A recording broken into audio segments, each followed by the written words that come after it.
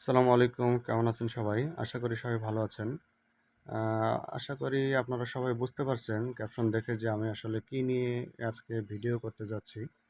এখানে যেই প্যানেলগুলো দেখতে পাচ্ছেন, এখানে টোটাল ৫ টা প্যানেল আছে।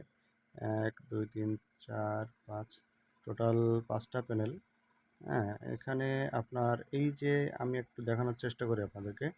এখানে এই টোটাল যে ৫ টা প্যানেল আছে, এই ৫ টা প্যানেলই ফাটা প্যানেল আরকি।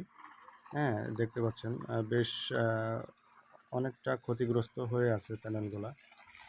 হ্যাঁ? প্রতিটা প্যানেলই এইভাবে ভাঙা আছে আরকি।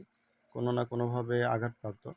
তো মূলত আমি আ যে বিষয়টা দেখাতে যাচ্ছি যে এই যে ফাটা যে প্যানেলগুলো, এই প্যানেল দিয়ে আমি একটা মোটর চালাচ্ছি এবং মোটরের আউটপুটটা কেমন সেটাও আপনাদেরকে একটু দেখাই।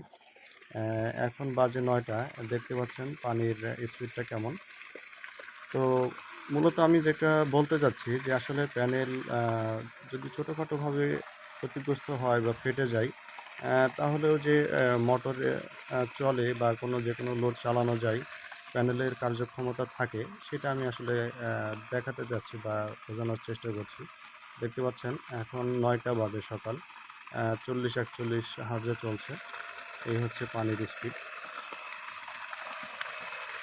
এটা পানির স্পিড। এটা হচ্ছে ১.৫ হর্সের একটা মোটর। হ্যাঁ, ১.৫ হর্সের ৩ ইঞ্চি ডেলিভারির একটা মোটর চলছে। তো আশা করি আপনারা সবাই বুঝতে পেরেছেন বিষয়টি। আর ফাটা প্যানেল দিয়েও আসলে লোড চালানো যায়। হ্যাঁ, এটা বোঝানোর চেষ্টা করলাম। ধন্যবাদ সবাইকে। আসসালামু আলাইকুম।